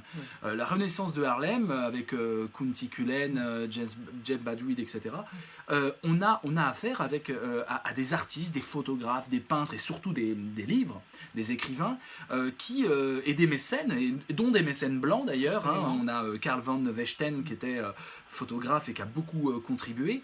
On a des philosophes comme Alan Locke et d'autres, une sorte de philosophe précurseur de la négritude, de ce qui s'est passé en France avec Césaire et avec Senghor. Ben voilà, Césaire, Senghor, la négritude. Est-ce qu'il ne nous faudrait pas un nouveau mouvement révolutionnaire, créatif, artistique, venant de la base, non hiérarchisé, qui permettent de créer cette mixité à laquelle on aspire? Si la mixité est la solution, est-ce qu'il ne faut pas se battre pour la mixité? Oui, absolument. Mais j'ai envie de te dire, Vincent, ça existe en fait. Il y a des artistes dans ce pays et ailleurs, mais surtout en France, qui font partie de cette diversité et qui produisent des œuvres, qui écrivent. Mais chacun dans son coin. Est-ce qu'il ne faudrait pas... Alors, la coagulation... Voilà, coagulation arc-en-ciel. Arc-en-ciel, justement. Mais j'ai envie de dire, il reste... Enfin, ça dépend finalement de ceux qui sont vecteurs, justement. Ça dépend des vecteurs, des relais. Ces artistes n'existeront d'autant mieux que si les médias jouent leur rôle. Mais à un moment, tu peux forcer les médias. Césaire et Senghor n'ont pas attendu que les médias... Oui, mais alors, on n'est pas exactement à la même période, si je puis me permettre. Non, mais je parle d'une néo-négritude. Mais en fait, je pense que c'est pas nécessaire. Je pense que véritablement, il y a, dans ce pays, il y a des artistes noirs qui sont des écrivains, des peintres, qui sont extrêmement investis, dynamiques, qui sont brillants, qui racontent des choses du monde, de leur monde, mais aussi du monde dans lequel ils vivent, le monde qui se projette, celui qui n'existe pas encore, celui dont ils rêvent, celui auquel ils aspirent évidemment, et que il y en a pas mal. Et je pense qu'il suffit... Je parle d'un mouvement. Alors, le mouvement, est-ce que tu peux me nommer un seul mouvement à part les indigènes de la République, c'est-à-dire l'opposé de ce que je raconte? Oui, non, bien sûr. Bah oui, non, mais c'est important. Non, mais on est d'accord. Qui définit ceux qui sont victimes de racisme comme des racisés, c'est-à-dire qui essentialisent leur statut de victime. Et c'est fait d'universitaires. C'est un vrai mouvement. Oui. C'est un mouvement minoritaire, mais qui est très séduisant parce qu'il y a une vraie violence intellectuelle là-dedans. Donc, c'est l'opposé de cet appel à la mixité, à la création auquel je fais allusion. Oui. Tu peux pas me citer un mouvement comme ça? Parce que ça n'existe pas encore. Oui, certes, mais en même temps, la négritude, faut le replacer dans son contexte. À l'époque, c'était aussi de la radicalité. Bien sûr. Voilà, vu de... le nègre t'emmerde. Voilà, exactement. Vu de l'autre côté, c'était pas des gens... ils se cachaient. Leurs livres étaient publiés par Présence africaine, qui était en France, mais qui étaient des Africains, à l'une Diop pour ne pas le citer. Donc, effectivement, si on remet les choses dans leur contexte, un mouvement qui soit arc-en-ciel, doux, qui soit pas radical, mais qui plaise un peu... Non, qui peuvent être... Moi, je suis pour la radicalité. Voilà, moi, je dis simplement que effectivement, on n'a pas aujourd'hui de connaissance d'un mouvement structuré, organisé, etc., qui fédérerait tout ça. Par contre, moi, je dis qu'il y a dans ce pays des artistes, des écrivains, des gens de talent qui sont chacun dans leur coin. Moi, je pense beaucoup, en fait, parfois à... cette espèce de révolution des termites, en fait. Que chacun, dans son coin, fasse des choses et qu'au fur et à mesure, en fait, on érode le sol qui était le plafond des termites et que, bim, ça va s'effondrer et que tout le monde va se rendre compte que chacun dans son coin, on a fait des choses, en fait. Donc, effectivement, je pense que si nous mettions la lumière, tout dépend de sur quoi on décide de mettre la lumière. Si nous mettions la lumière sur ces artistes, que ce soit ces cinéastes, je pense à Amandine Gay par exemple, Mame Fatou Niang, qui ont fait les deux, les films absolument extraordinaires sur les femmes noires dans ce pays, mais il y en a d'autres qui portent des messages, qui véhiculent des messages qui sont importants et qui doivent être entendus. Si on mettait la lumière sur eux, sur elle, sur Gopal par exemple, qui est un peintre qui est moitié ivoirien, moitié français, qui vit à Paris, qui fait des choses absolument fantastiques, que le monde entier s'arrache, mais que finalement il est très peu présent sur les médias français. Moi je dis, voilà, mettons la lumière sur ça. C'est à nous de choisir sur quoi on met la lumière. Là tu parles en journaliste, c'est-à-dire bien sûr. Tu es une femme de médias et donc à qui on donne le micro. Oui. Moi ce que je te dis, c'est vraiment l'idée d'une énergie culturelle accueillant tout le monde. Et avec un dialogue interartistique, interculturel, politique. Et peut-être qu'il faut méditer ça. Et c'est peut-être à l'occasion d'un scandale, de manifestations, d'émeutes parfois. Je pense par exemple aux révoltes à Ferguson et Baltimore de l'automne 2014, avec le mouvement Black Lives Matter. Black Lives Matter contre les violences policières. Mike Brown qui est tué par un policier, Darren Wilson, qu'on laisse 4h30 pourrir au soleil, on respecte pas le deuil de la famille, et puis c'est carrément des émeutes et une violence atroce. Une écrivaine, Kinanga Yamata Taylor, elle est universitaire à Princeton, a écrit Black Lives Matter, le renouveau de la révolte noire américaine. C'est sorti chez Agone en 2017. Eh bien, dans ce livre, elle montre bien qu'à l'occasion de ces manifestations, de cette politisation, de cette cri de rage, peuvent naître des expérimentations sociales alternatives. J'ai l'impression que c'est ce qui manque, c'est-à-dire que soit on est dans l'émeute, mais il n'y a pas de je dirais, de coagulation artistique et même d'expérimentation sociale alternative. Ça manque de libertaires là-dedans. On va interroger les rappeurs parce ce sont des leaders d'opinion. On va interroger Rokhaya Diallo qui est leader d'opinion. Mais il n'y a pas cette idée d'une auto-organisation de la base pour créer. Et peut-être que c'est une question de culture et d'éducation à ce niveau-là dans l'éducation populaire. Oui, Est-ce qu'on peut inventer absolument. une éducation populaire où la question noire serait centrale, par exemple? Oui, ça serait plus que la bienvenue. Mais effectivement, les pays ne sont pas les mêmes. La France, on n'a pas la même culture, même si moi je regrette la culture des Lumières et du débat, etc., qui était fécond et qui est très très utile et qui a donné tout ce qu'on a eu par après. N'empêche que dans ces mouvements collectifs, il y a un mouvement qui me vient, par exemple, c'est ce que a créé Kader Attia, par exemple, à la Colonie, qui est à Paris. Voilà, c'est un mouvement où il y a beaucoup d'artistes qui se regroupent, très différents les uns des autres. Voilà, il y a un échange. En plus, il fait pas mal de conférences sur des thèmes qui unissent les gens plutôt que de les diviser. Effectivement, il y a ça. Alors, le mouvement Occupy, par exemple, aussi. Absolument, qui aussi, ça a été Nuit debout ici. Oui. Donc voilà, ils ont même essayé de transférer Nuit debout dans les banlieues. Bon, ils ont eu un peu moins de monde, je ne sais pas trop pourquoi. Voilà, donc effectivement, il y a, je pense, la place. Peut-être qu'il y a des choses à créer, certainement, parce que le problème n'est pas réglé et qu'il n'est même pas verbalisé parfois. On ne peut même pas le dire. Il y a des fois où le simple discours il y a des problèmes de racisme en France, on vous renvoie immédiatement à non, c'est pas si grave que ça, mais de dire que c'est pas aussi grave qu'aux États-Unis, ça veut pas dire que c'est pas grave déjà. Donc c'est comme quelqu'un qui viendrait avec une blessure, vous confiez son mal-être et que vous lui renverrez en disant oh bah ça va, t'es pas mort. C'est ce qui s'est passé avec Naomi. Exactement. Donc là, en plus c'est dramatique. Mais voilà, il y a un moment donné, je pense qu'il faut qu'il y ait une prise de conscience collective, que c'est un problème dont il faut parler et que ce n'est pas du tout quelque chose qu'on doit minorer ou encore moins tabouiser. Oui, ou même tourner en ridicule parfois. Voilà, il y en a oui, non, mais quand même, tu peux pas te plaindre d'eux. Il y a aussi cette idée qu'on doive obéir à des porte-paroles. Et j'ai l'impression que la question noire n'est pas réglée à cause de ça. Vraiment, j'insiste. Toi, quand tu as un problème, tu n'as pas besoin de porte-parole parce que tu as l'éducation, tu as la personnalité qui va avec, tu as le statut social aussi, et tu peux recadrer des gens. J'ai l'impression qu'on habitue les Noirs de France à passer par des porte-paroles qui sont évidemment noirs, etc., mais qui sont quand même des porte-paroles. Et j'ai l'impression que... Moi, je ne suis pas d'accord. Ah oui. Moi, je vois ça... Moi, je pense qu'il y en a qui s'autoproclament porte-parole, mais c'est leur paresse. C'est la responsabilité des médias.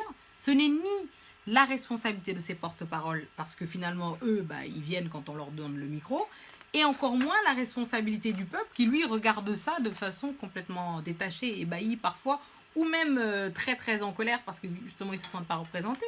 Non, je pense pas qui est de ça dans le peuple. Moi, ce que je vois, en tout cas, de ce que je côtoie, qui sont nés ici ou pas, qui viennent d'arriver ou pas, jeunes ou moins jeunes, hommes ou femmes, je vois des gens qui sont extrêmement intégrés dans cette société et qui finalement, et c'est ça qui m'émeut, moi, finalement. C'est quand je vais à l'étranger, que je suis avec des Français qui sont noirs de peau, mais qui sont français, ils sont mais français, mais jusqu'au bout des ongles. Ah oui, ils sont entièrement français. Moi, je ne vois aucune différence, d'ailleurs. Hein.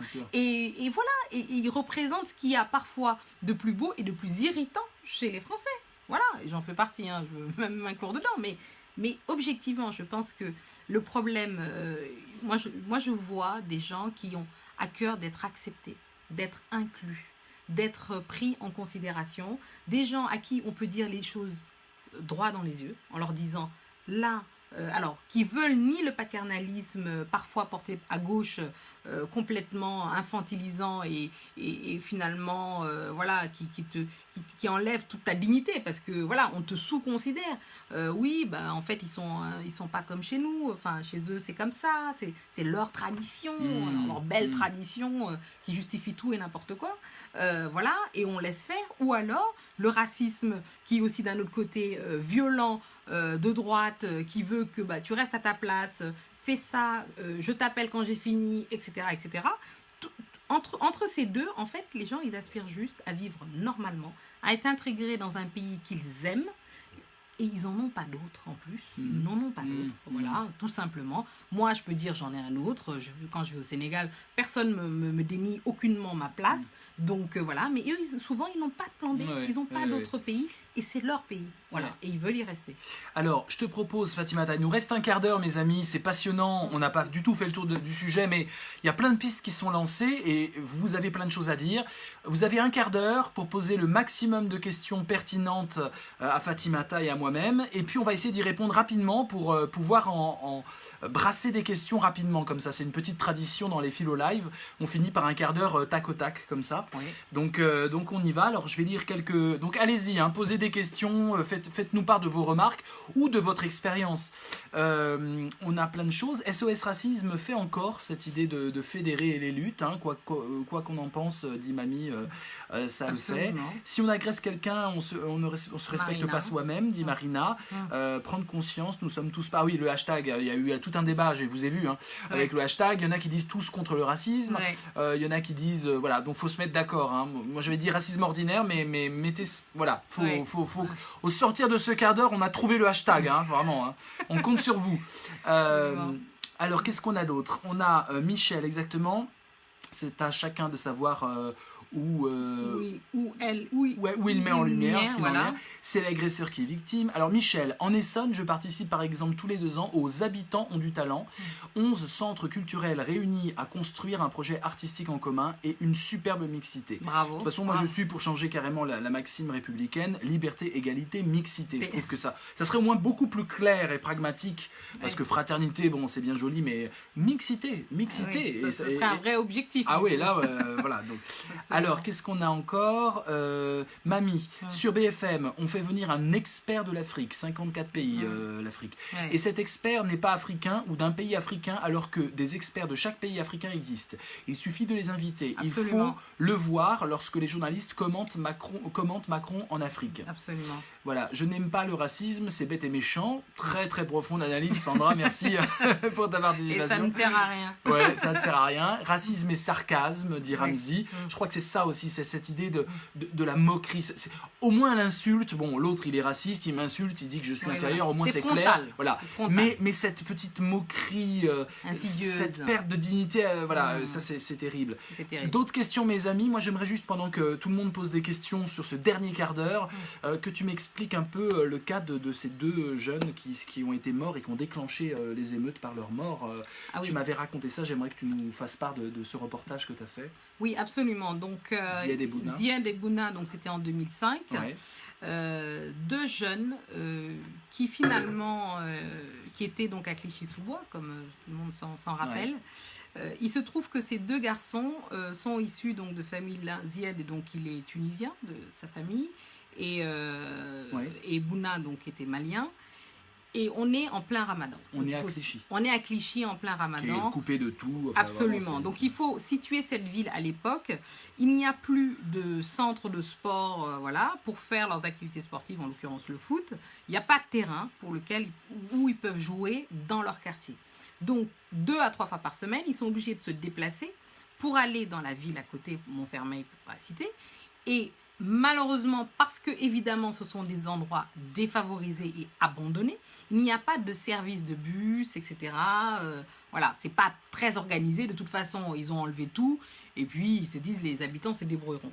Sauf que c'est des gamins, ils sont nombreux et ils veulent aller jouer. Donc, qu'est-ce qu'ils font? Ils coupent la route, en fait. Donc, ils prennent un raccourci et ils passent par les maisons, les habitations, voilà, des quartiers plus favorisés, on va dire. Et pavillonnaires, et ils y passent 2 à 3 fois par semaine. Vous imaginez une bande de gamins, ils sont 15 voire 20 et ils passent. Des gamins de 10 à 15 ans. Ça blague, ça rigole, ça fait du bruit, exactement, ça chante. Voilà, ça fait du bruit, voilà. Et en plus, ils doivent en rajouter peut-être certainement sur leur chemin.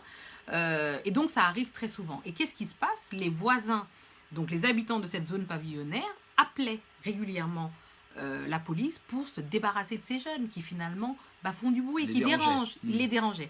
Au lieu d'aller eux-mêmes sur dire oh les enfants, voilà comme on ferait n'importe où, vous pouvez passer mais arrêtez de faire du bruit, arrêtez de déranger tout le monde. Donc ils ne le faisaient pas.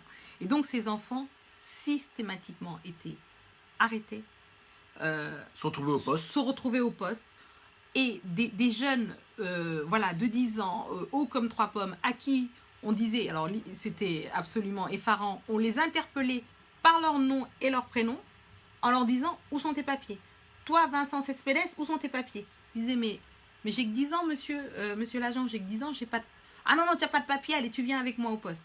Alors, pour faire de l'intimidation, etc., pour finalement, les policiers, on imagine que c'est pour enlever le désordre qu'ils font dans la rue, ils se disent qu'à force de les mettre dans cette situation-là, ils vont être dressés et ils vont arrêter. Avoir leurs papiers. Et puis surtout, ils arrêteront d'y aller parce qu'ils verront qu'à chaque fois, on les arrête. Bon, on se trouve en 2005 à l'époque, en plein Ramadan, où les parents, donc Zied et Bouna en particulier, leur disent, écoutez, c'est simple, plus de poste. Parce que eux ne comprenant pas, disent, mais si vous allez au poste, c'est que forcément vous faites quelque chose de mal. Ils ne peuvent pas comprendre qu'ils ont été au poste juste parce qu'ils passaient dans la rue. Donc, on leur dit, forcément, il y a eu un soupçon. Ils menacent. Ils menacent. Ils leur disent, vous allez retourner au bled. C'est simple. Il leur dit, le prochain que j'emmène, Zied, son père lui dit la même chose et Bouna aussi, il leur dit, c'est simple. La prochaine fois qu'on vous voit faire une chose pareille, et que je dois aller au poste, moi pour te le père, récupérer, ouais. Directement, je te mets dans un avion et je te rentre au bled, terminé. Un seul billet et c'est fini. Ces 2 jeunes, du coup, ont ça en tête. On est en plein Ramadan, c'est l'heure de la coupure, il faut se dépêcher, etc. Ils doivent rentrer et là... Et surtout pas se faire attraper. Donc, les jeunes se font courser par la police. Et là, il y a une vingtaine de gamins qui courent, alors voilà, sauf qui peut. Tout le monde s'en va dans tous les sens. Des gamins, certains me racontant qu'ils étaient sous des bagnoles. Tu es une des premières journalistes à avoir parlé à la famille. Absolument. Donc je suis allée là-bas. En fait, très étonnamment, les journalistes des médias, des grands médias n'y étaient pas allés, ou en tout cas n'avaient pas pu avoir accès comme ils voulaient, parce que je sais que certains ont essayé d'y aller et ils sont allés, ils ont eu du mal. Mais moi, ils m'ont parlé certainement, parce qu'à l'époque j'étais pigiste, donc forcément j'étais pas dans un grand média. Donc finalement ils ont eu envie de me parler. Et du coup, je vois des gamins à qui on leur dit, mais en fait, non, ils essaient de se cacher tous, dont Zied et Bouna. Les 2, ils courent, faut voir, évidemment, on n'a pas le temps de réfléchir, évidemment, à l'environnement, où est-ce qu'on est dans ces moments-là, c'est sauf qui peut. Les 2 jeunes ouvrent une porte qui est grande, qui d'habitude est fermée, là c'était ouvert. Ils rentrent, c'est là où on entrepose le transformateur d'EDF. Donc, ils cherchent un endroit, il faut voir, il y a une espèce de petite cabane, le transformateur EDF, mais c'est dans un terrain vague. Ils se disent que s'ils se cachent dans le terrain vague, on va les voir, évidemment. Donc, ils trouvent comme abri ce transformateur. Donc, ils ouvrent le transformateur qui devait être fermé, qui était ouvert. Certainement une maintenance, machin, qui a mal tourné. Enfin bref. Et donc, ils s'enferment dedans en se disant, ils vont se cacher. Il faut rappeler qu'ils sont petits. Donc, ils se disent, on va se cacher. Sauf qu'à l'intérieur, il y avait 20 000 volts qui les attendaient et ils ont été brûlés. ils ont été grillés, voilà, c'est sans Et après, ça a révolté la France. Ça a révolté les jeunes du quartier, parce que eux, finalement, ça c'était l'ultime phénomène qui a déclenché, qui était... la goutte d'eau qui fait déborder le vase. De leur quotidien, c'était leur quotidien. C'est-à-dire que tout le temps, ils avaient ça. Tout le temps, ils se faisaient arrêter. Tout le temps. Moi, je voyais un gamin de 10 ans qui me raconte en pleurs. Mais madame, moi, je me fais arrêter. Il me demande mes papiers. Mais je n'ai pas de papiers, madame. Je n'ai pas de papiers. Je lui ai expliqué que je n'avais pas de carte d'identité. Il ne m'a pas cru. Il m'a quand même amené à la police. Là, ce que tu pointes par ce fait divers atroce, c'est un dysfonctionnement profond. C'est le moins qu'on puisse dire. C'est l'opposé de... Mais c'est le moins qu'on puisse dire. Mais en même temps, là, il y a un effet direct de la police parce que, et des politiques sur la police. Parce que ces policiers à qui on demande finalement d'amener une espèce de tranquillité sociale à Montfermeil, dans les bons quartiers, ils ne sont pas non plus forcément responsables. On leur dit de faire quelque chose, mais ils n'ont pas les moyens, ces jeunes. Qu'est-ce qu'ils peuvent faire à part les emmener au poste finalement tous les jours, il faut qu'ils passent. Donc forcément, là, la question, elle n'est pas là. La question, c'est qu'il aurait fallu un stade dans leur quartier. Il aurait fallu des transports en commun qui soient adaptés pour pouvoir permettre leur transport. On ne peut pas dire démerdez-vous, vous êtes dans un quartier, il y a une surpopulation manifeste et il n'y a rien pour les jeunes. Mais ce que tu dis, tous les sociologues, tous ceux qui sont sur le terrain nous disent que rien n'a changé. C'est ça qui est catastrophique. C'est-à-dire que s'il y a eu des émeutes, il y a même eu des politiques très cyniques qui disaient écoutez, arrêtez de sortir dans la rue, faire des émeutes, regardez la télé-réalité, ça vous calmera. Donc on voit le degré d'éducation qu'ils attendent des quartiers populaires. Et en fait, rien n'a changé.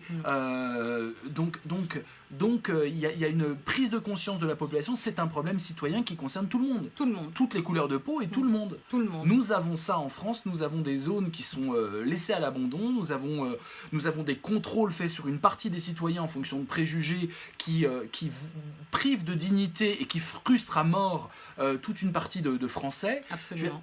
Quand on arrivera à dire que ce sont nos Français aussi, ce sont nos jeunes aussi, absolument.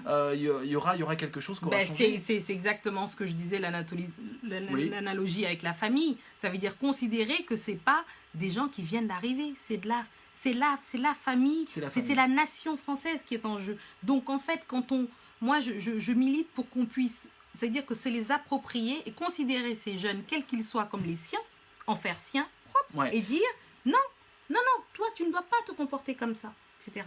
Donc reprendre les choses, c'est-à-dire ne pas se dire ils ne sont pas comme nous, ils ne sont pas à nous finalement, et qu'il y ait une espèce de sous-catégorie de sous-citoyenneté française. Et c'est là qu'est le problème. C'est le deux poids, deux mesures. Absolument. Alors, on prend juste des questions, c'est du tac au tac. C'est parti, mes amis. Le racisme existe dans chaque nationalité, pour l'interrogation, malheureusement. Est-ce qu'il y a une question raciste au Sénégal, par exemple ? Oui, forcément. Il y a... Oui, mais là, dans ces cas-là, on dirait des discriminations entre... Est-ce qu'il y a des enjeux entre... Parce qu'au Sénégal, il y a plus d'une dizaine, il y en a 12 à peu près d'ethnies. Donc, il y a des dissensions entre les ethnies. Mais par exemple, il y a quelque chose que moi, personnellement, je trouve absolument fabuleux, qui s'appelle le cousinage à plaisanterie. Donc, qui est le lien qui unit les ethnies entre elles, comme un maillage qui fait partie de la tradition africaine pure, mais qu'on ne retrouve pas dans tous les pays, mais au Sénégal en particulier, qui fait que, par exemple, un Sérère et un Alpulaar vont être liés, un Sérère et un Diola vont être liés, donc deux ethnies qui sont cousins, en fait. Et donc, le cousinage à plaisanterie induit que finalement, on est liés, et il y a un code d'honneur qui nous lie, et ça se traduit par de la plaisanterie, tout simplement, et pas du tout par de la haine. Donc, toi, tu vas être, par exemple, Sérère, moi, je vais être Diola. On ne peut pas se battre, c'est interdit. C'est-à-dire que notre cousinage nous empêche de nous battre. Donc, dès nous avons un problème, par exemple, tu vas dire, je donne ton nom à, tu es Sérère, moi, je suis Diola. Dommage, on ne peut pas se battre. Là, on avait un problème et hop, on retourne la situation. Et les ethnies sont liées entre elles comme ça par des maillages. On appelle ça le cousinage à plaisanterie. Moi, c'est une des traditions que je trouve absolument magnifique. Ce qui n'empêche pas des politiques d'instrumentaliser dans d'autres pays, l'ivoirité en Côte d'Ivoire. Là-bas, je tiens à préciser qu'il n'y a pas de cousinage à plaisanterie justement en Côte d'Ivoire. Ça n'existe pas. Très intéressant. Ce n'est pas partout. Donc, il y a des choses comme ça qui peuvent tisser les liens entre eux. Et moi, je trouve ça absolument fabuleux. Camille, on devrait faire un film sur l'expérience de chacun dans sa vie quotidienne et au travail, pour faire prendre conscience à ceux qui nous disent que le racisme n'existe pas, car ils ne subissent pas. Le subissent pas. Absolument, c'est ça qu'on disait, c'est ce qu'on appelle le white-splaining, c'est que en fait, des gens vont vous dire non mais attends, le racisme, mais non, ça n'existe pas, c'est pas si grave que ça, etc. Donc la personne qui ne vit pas le racisme dans son corps et dans son quotidien, va expliquer à la personne qui, elle, vit le racisme dans le quotidien que non, est-ce qu'elle se fait des illusions, qu'elle dramatise, qu'elle fantasme, etc. Et que ça, c'est un manque de respect flagrant. Donc déjà, respectons les gens. Gongo qui dit dans le racisme, il y a une nécessité du raciste de se sentir important, se sentir supérieur. C'est le besoin de vivre avec cette illusion de supériorité. Donc là, c'est vrai que il y a un gage qui est donné. Quand le raciste s'autorise d'être du côté des puissants et des forts, même s'il se victimise d'ailleurs. Mais, oui, non, bien sûr. Donc il y a aussi ça, il y a aussi deux frustrations qui sont instrumentalisées. C'est pour ça que je pense qu'une des solutions, c'est vraiment une révolution par rapport au système en général, qui met les individus les uns contre les autres, frustration contre frustration. Mais ça sera d'autres lives. Larry Arnold, c'est de la faute de ces jeunes qui manquent de savoir-vivre, ce n'est pas du racisme. Je pense qu'après tout ce qu'on a vu avec Fatimata, tu peux plus dire cette phrase. Je pense que tu la regrettes et il n'y a pas de problème. Et nous te pardonnons. Souleymane qui dit c'est un live pertinent, merci Souleymane. Merci Axel, j'aimerais bien savoir où habite l'invité après son ascension sociale. Alors, il y a une taquinerie. Je sais pas si c'est du cousinage. Je crois pas. Ben Achour, c'est plutôt marocain, mais il y a peut-être du cousinage. Alors, Axel, je suis ravie de te dire que mon ascension sociale, elle est passée de -1 à 1. J'ai pas vraiment ça, c'est de l'ascenseur. Voilà, c'est un ascenseur par escalier, comme disait Jamel Debbouze. Ouais. Donc voilà, moi, je suis restée dans le quartier où j'habite avec mon mari, c'est-à-dire en grande banlieue. J'habite à Noisy-le-Grand, pour pas nommer, qui est un quartier au demeurant très agréable. Voilà, moi, je tiens à le dire. Il y a une grande mixité, pas assez à mon goût, parce que je trouve que dans la classe de mes enfants, par exemple, c'est pas assez mélangé. Hein. Je leur dis souvent d'ailleurs qu'il y avait plus de blancs dans mon école au Sénégal que chez eux. Donc, c'est quand même un problème. Mais bon, je dis ça, je dis rien. Mais en même temps, effectivement, c'est un vrai... moi, je trouve que j'habite dans un quartier qui est absolument magnifique et qui est représentatif aussi d'une grande diversité du pays, aussi bien social. Mon voisin direct, lui, il est turc, il a été marié à une Française, il vit ici, ses enfants sont français. Voilà, là, il est directeur d'un hôtel, donc voilà, il n'est pas à plaindre. Il habite avec moi, on s'entend très très bien, on s'adore et les enfants s'adorent. Donc voilà, il y a des Chinois, il y a énormément, il y a des Africains, il y a beaucoup de... Il y a vraiment un grand mélange qui fait que finalement, ce pays, il est magnifique, en fait. Vive le 9-3, voilà. Dit Sandra. Je suis assez d'accord. Vive le 9-3. Réhabilitons le 9-3, d'ailleurs. Attends, moi, je suis à Paris. Ma rue est très, très mélangée. Oui, aussi, absolument. Pas de voilà. Alors, Brice qui dit « Pour moi, il y a un décalage entre les communes et les quartiers, car leur précarité vient d'un insistanat des politiques qui jouent avec cette situation. » Oui, alors... Peut-être qu'effectivement, certains quartiers... Alors, moi, l'assistanat, c'est un mot un peu piégeux. Il faut voir que voilà, la droite l'utilise en plus pour mettre tout et n'importe quoi. Moi, j'évite ce genre d'anathème parce que quand on donne des allocations, quand des gens méritent des allocations parce que les allocations sont quelque chose qui font partie du fonds républicain, non, je ne considère pas ça comme de l'assistanat. Voilà, tout simplement. Après, est-ce qu'il y a des gens qui profitent des situations? Je pense que certainement, il doit y en avoir. Mais est-ce que c'est la majorité? Je ne pense pas. Je pense que d'ailleurs, les chiffres, quand on les regarde de près, on est assez effaré de voir qu'il y a très peu de gens qui profitent des situations. Il y a très peu de gens qui prennent le risque de mourir dans des bateaux pour venir ici prendre de la location. Donc, je pense qu'il faut que les gens se mettent comprennent les enjeux, de quoi est-ce qu'on parle. Les choses sont assez graves et il faut bien comprendre que ce n'est pas des facilités, il n'y a pas des gens qui ne veulent pas travailler, qui restent chez eux. Il y en a, évidemment, mais ce n'est pas une majorité au point de renverser totalement la situation et de dire, voilà, tous ceux qui sont en banlieue ou que les jeunes même en banlieue sont des jeunes casseurs ou essayent de faire tout et n'importe quoi, il n'y a que des contre-exemples dans ces cas-là. Et donc je pense que finalement l'immense majorité ce sont des gens qui travaillent, qui font énormément de choses, qui essaient de s'intégrer, qui essaient de faire des choses dans ce pays qu'ils aiment, et d'ailleurs ils n'en ont pas d'autres, on l'a dit tout à l'heure, donc c'est vraiment le pays auquel ils appartiennent corps et âme. esprit et corps d'ailleurs, donc ils n'en ont pas d'autres. Et ces gens-là, ils cherchent une chose, c'est s'intégrer, être acceptés et voilà, qu'on leur fasse une place, voilà, tout simplement. Ouais. Pour finir, j'aimerais que tu me dises un petit mot de ce que tu as vu d'Angela Davis. Voilà, parce que tu l'as lu beaucoup et là tu as pu la voir, elle était, raconte-nous. Oui, elle était à Nanterre. Avec Tariq Ali que j'adore, oui, absolument, absolument. Très à gauche d'ailleurs, qui fait la revue New Left en Angleterre, qui vient d'Oxford, etc. C'était assez exceptionnel effectivement parce que elle était avec ta mère en plus. Oui, j'étais allée avec ma mère et donc voilà, ça a été un très moment engagé aussi, hein. Absolument engagé et qui elle évidemment, ayant vécu 68, pour elle c'était extrêmement important. Moi j'ai d'Angela Davis quelque chose qui est forcément avec du recul, distancié avec le temps. Voilà, moi, l'Angela Davis que je connais, elle est vieille, elle a l'âge de ma mère, alors qu'à l'époque, elle était jeune, et que se remettre dans la tête qu'il y avait, à l'époque, elle avait 24 ans. 24 ans, elle était encore étudiante, en tout cas tout juste diplômée, et d'être engagée à ce point-là, d'avoir une force comme ça, de défier les institutions avec des crises comme ce qui était... voilà, la situation était absolument dramatique. Elle s'est largement améliorée depuis, évidemment, on ne va pas tout dégrader non plus, même si les enjeux continuent à être très importants. Aujourd'hui, le combat d'Angela Davis, il se porte essentiellement sur les prisons, la surreprésentativité des Noirs en prison, qui est un problème énorme. Comment se fait-il qu'ils sont 20% dans la population et plus de 70% dans les prisons? Et ça, c'est un enjeu colossal. L'enjeu du fait d'être écrasé, broyé par le système capitaliste, que finalement on soit tous réduits à peau de chagrin, noirs, blancs, femmes, hommes, etc. Et qu'on ne remette jamais en question finalement cette espèce de plafond qui nous unit tous, qui est ce capitalisme violent, dur, qui justement broie absolument tout et ne fait pas cas finalement des différences, etc. entre les gens. Donc Angela Davis est arrivée, donc elle a évidemment raconté pas mal de choses sur 68 et sur l'expérience de solidarité, et des solidarités qui étaient absolument exceptionnelles à l'époque.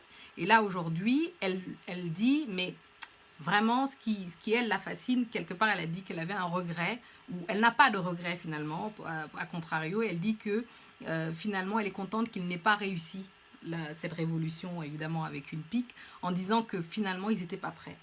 Et je pense que ce serait une belle conclusion d'ailleurs de notre live, parce qu'elle dit que finalement, il fallait à l'époque que les artistes soient mis au premier rang des révolutions. Parce que c'est eux qui portent l'imaginaire du monde. Que eux, en tant que politiques, en fait, en tant que, on va dire, militants politiques et associatifs, ils étaient dans le cambouis.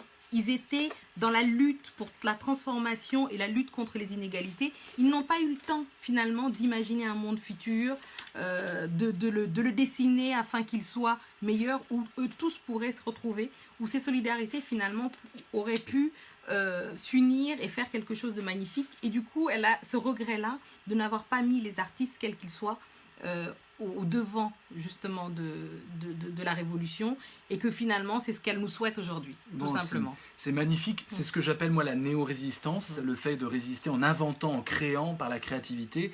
Et ce que C.L.R. James, que je vous recommande mais il est plutôt en anglais, justement plaidait ça par le cinéma, par les actrices. Il a des très belles pages sur les actrices qui peuvent porter des messages. J'ai eu un plaisir infini, je suis pas le seul, hein, Michaelo aussi, hein. J'ai eu un plaisir infini à faire ce live. Il y en aura d'autres, j'espère. Avec plaisir. On va se redonner rendez-vous, on va voir comment les choses avancent. Merci de votre participation, mes amis, vous étiez au taquet. Vous partagez toujours cette vidéo, elle va arriver sur YouTube, vous pouvez commenter et partager sur YouTube, et on suit un peu ton beau parcours. Là, il y a eu un prix, et je pense que tu as beaucoup de choses à dire au monde. Je ne sais pas si tu vas écrire, on a envie de te voir écrire un peu. J'aimerais bien, oui. Ouais. J'y travaille. Voilà, bon super, merci beaucoup Fatimata. Merci. Grand plaisir, merci les amis.